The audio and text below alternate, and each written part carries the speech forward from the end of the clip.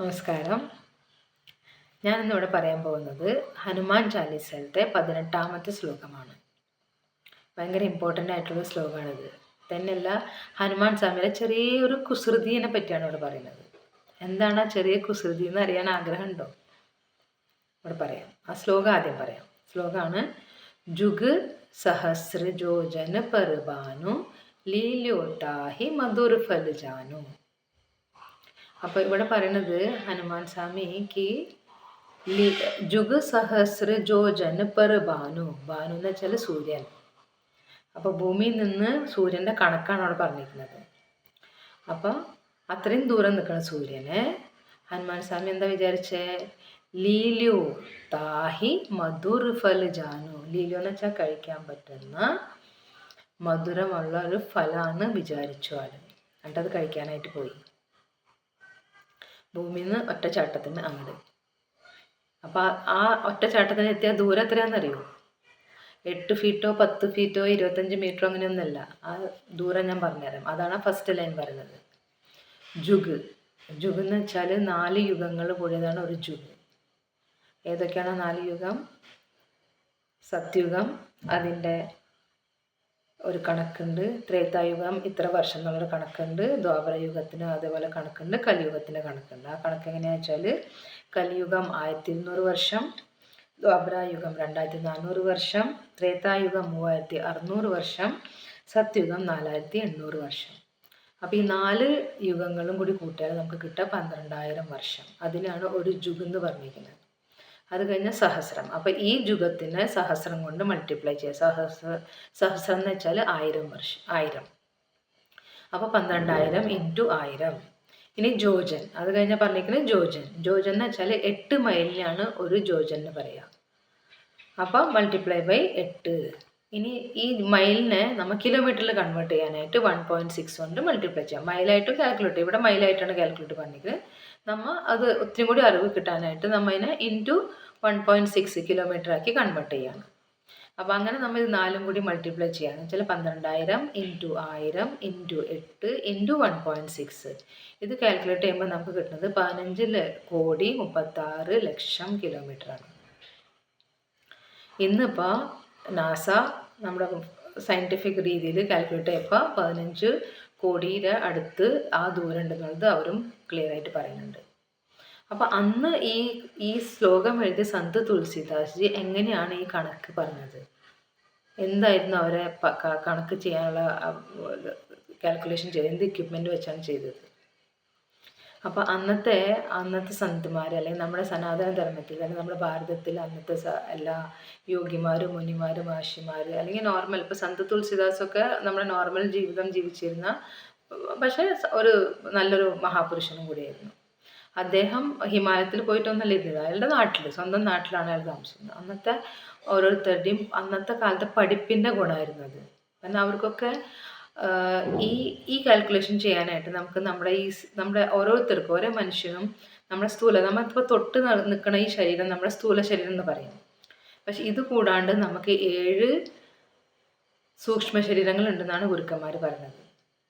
ആ സൂക്ഷ്മ ശരീരത്തിനെ ഉണർത്തി അതിനെ എങ്ങനെ വർക്ക് ചെയ്യുന്നുള്ളത് കാര്യം നമ്മളൊക്കെ മറന്നുപോയി. നമ്മൾക്ക് ഇപ്പം അത് പഠിപ്പിക്കുന്നേ ഇല്ല. പണ്ട് ഒരേ ഗുരുകുലത്തിൽ പോയിട്ട് നമുക്ക് അറിയാം. പണ്ട് നമ്മളെല്ലാ പഴയ ഹിസ്റ്ററി കാലം അതെടുത്ത് നോക്കിയാൽ എല്ലാത്തിനും നമ്മുടെ മക്കളെ ഗുരുകുലത്തിലാണ് വിട്ടിരുന്നത്. ഋഷിമാരെ മുനിമാരെ എടുത്തേക്കാണ് അവർ പഠിക്കാനായിട്ട് പോയിരുന്നത്. അവിടെ എല്ലാവരും ഒരുപോലെ ഇരുന്ന് പഠിച്ചിരുന്നു.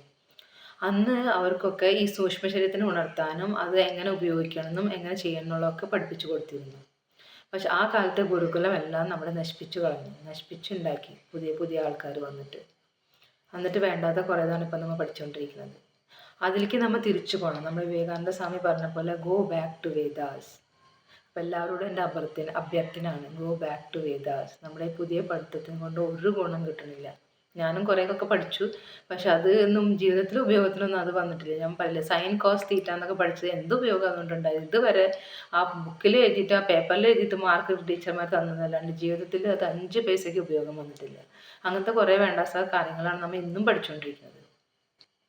അപ്പോൾ ആ കാലഘട്ടത്തിലത്തെ അന്ന് ആ സന്ത് തുളസിദാസൊക്കെ പഠിച്ച കാലഘട്ടത്തിലത്തെ അന്നത്തെ ആ മുനിമാർ പഠിപ്പിച്ചിരുന്ന കാലഘട്ടം, അതാണ് നമുക്ക് തിരിച്ചു വീണ്ടും വേണ്ടത്. അത് പഠിപ്പിക്കുന്ന ഗുരുക്കന്മാർ ഇന്നും ഉണ്ട്, പക്ഷെ വളരെ ദുർലഭമാണ് മാത്രം. അവരാരും അധികം പേര് അറിയണമില്ല. ഇന്നിപ്പം ഞാൻ അങ്ങനെ അറിയുന്ന ഒരു ഗുരുവിൻ്റെ പറ്റിയാണ് ഞാനിവിടെ പറയാൻ പോണത്. ആ ഗുരുവാണ് തസ്മൈ ഗുരുജി. തസ്മൈ ഗുരുജി നമുക്ക് നമ്മുടെ സൂക്ഷ്മ ശരീരത്തിനെ എങ്ങനെ ഉണർത്താനും അത് എങ്ങനെ ഉപയോഗപ്പെടുത്താനും അതുകൊണ്ട് എന്തൊക്കെ ഉപയോഗം ഉണ്ടെന്നുള്ളത് നമുക്ക് പഠിപ്പിച്ചു തരുന്നുണ്ട്. അപ്പോൾ അത് പഠിക്കാൻ ആഗ്രഹമുള്ളവർക്ക് യൂട്യൂബിൽ നോക്കിയാൽ കാണാൻ പറ്റും. സൺ മൂൺ സ്റ്റാർ മെഡിറ്റേഷൻ, അല്ലെങ്കിൽ SMS മെഡിറ്റേഷൻ, അല്ലെങ്കിൽ തസ്മൈ ട്രസ്റ്റ്, അല്ലെങ്കിൽ തസ്മൈ ഗുരുജി എന്നൊക്കെ യൂട്യൂബിൽ അടിച്ചാൽ, ഫേസ്ബുക്കും ഉണ്ട്, അതിൽ നോക്കിയാൽ കാണാൻ പറ്റും. അങ്ങനെ ആർക്കെങ്കിലും പഠിക്കണം ആഗ്രഹമുള്ളവരുണ്ടെങ്കിൽ തസ്മൈ ഗുരുജീനായിട്ട് കോൺടാക്റ്റ് ചെയ്യാം, എന്നിട്ടിത് പഠിക്കാം. ഞാനത് പഠിച്ചുകൊണ്ടിരിക്കുന്നുണ്ട്, അതുകൊണ്ടാണ് ഞാൻ പറയുന്നത്. അപ്പോൾ ഇവിടെ നമ്മൾ ഈ കാര്യം എന്താ പറയുന്നത് വെച്ചാൽ, ഇവിടെ ആ സന്ത് തുളസിദാസ് ഈ സൂക്ഷ്മ ശരീരം കൊണ്ടാണ് അവർ പല പ്ലാനറ്റിലേക്കും പോയിരുന്നത്, പല സ്ഥലങ്ങളും അവർ ട്രാവലിംഗ് ചെയ്തിരുന്നത്. കൂടാതെ സൂക്ഷ്മ ശരീരം കൊണ്ട് അവർ സൂക്ഷ്മ ശരീരത്തെ കൊണ്ട് ഓപ്പറേഷൻ ചെയ്ത് പല രോഗങ്ങളും മാറ്റാറുണ്ടായിരുന്നു. അതൊന്നും ഇന്നത്തെ കാലത്തില്ല. ആ കാലത്ത് അതൊക്കെ ഉണ്ടായിരുന്നു. അത് നമുക്ക് തിരിച്ചു വരണം. അപ്പോൾ അത്രയും സൂക്ഷ്മത്തിൽ അവർ കാര്യങ്ങൾ അന്ന് അറിഞ്ഞിരുന്നു, അവർ പറഞ്ഞിരുന്നു, അവർ ചെയ്തിരുന്നു. അപ്പം ഇതാണ് 18ാം ശ്ലോകത്തിലെ ജുഗ് സഹസ്ര ജോജന പർ ബാനു. ബാനു എന്ന് വെച്ചാൽ സൂര്യൻ, അത്രയും ദൂരം നിൽക്കുന്ന സൂര്യനെ ഒരു ലീല്യോതാഹി മധുര ഫലജാന, തിന്നാൻ പറ്റുന്ന ഒരു നല്ല പഴാന്ന് വിചാരിച്ച് ഹനുമാൻ സ്വാമി അത് ചാടി പിടിക്കാൻ പോയി. ഇവിടെയാണ് ഹനുമാൻ സ്വാമിക്ക് ഹനുമാൻ എന്നുള്ള പേരും കൂടി കിട്ടുന്നത്. അതിന് മുമ്പ് ഹനുമാൻ സ്വാമിക്ക് ബജ്രംഗ് ബലി എന്നുള്ള പേരാണ്. വജ്രത്തിൻ്റെ അംഗമുള്ള ശരീരം ഉള്ള ശക്തിമാൻ എന്നുള്ള പേരാണ് ബജ്രംഗ് ബലി. ഇവിടെ ഹനുമാൻ എന്ന് പറയുന്ന അർത്ഥം, മാൻ എന്ന് വെച്ചാൽ ഈ താടിയലിനാണ് പറയുക മാൻ. ഹനു എന്ന് വെച്ചാൽ ഇടി കിട്ടുക എന്നർത്ഥം, ഹനിക്കപ്പെട്ടു. അപ്പോൾ ഈ താടിയല്ലുമേ നമ്മുടെ ഇന്ദ്രൻ വജ്രായുധം കണ്ട് ഹനുമാൻ സ്വാമിനെ തല്ലി ഈ സൂര്യനെ പിടിക്കാൻ പോയപ്പോൾ. അപ്പോൾ അത് കൊണ്ടിട്ട് ഹനുമാൻ സ്വാമിയുടെ ഈ ഭാഗം വീർത്തു. ആ വീർമതയാണ് ഇപ്പോഴും ഹനുമാൻ സ്വാമിനെ കാണിക്കുമ്പോൾ വീർമത കാണിക്കുന്നത്. അപ്പോൾ അങ്ങനെ അതുകൊണ്ടാണ് ഹനുമാൻ സ്വാമിക്ക് ഹനുമാൻ എന്നുള്ള പേരും കൂടി കിട്ടിയത്. ആ സംഭവം നടന്നതും ഈ ഒരു കുസൃതി കാരണം കൊണ്ടാണ് അങ്ങനെ ഒരു പേര് ഹനുമാൻ സ്വാമിക്ക് കിട്ടിയത്. അപ്പോൾ അതാണ് ഈ 18ാം ശ്ലോകത്തിൻ്റെ അർത്ഥം. എല്ലാവർക്കും മനസ്സിലായി എന്ന് വിചാരിക്കുന്നു, ഇഷ്ടപ്പെട്ടു എന്ന് വിചാരിക്കുന്നു. ഉണ്ടെങ്കിൽ എല്ലാവരും ലൈക്ക് പറയണം. Thank you.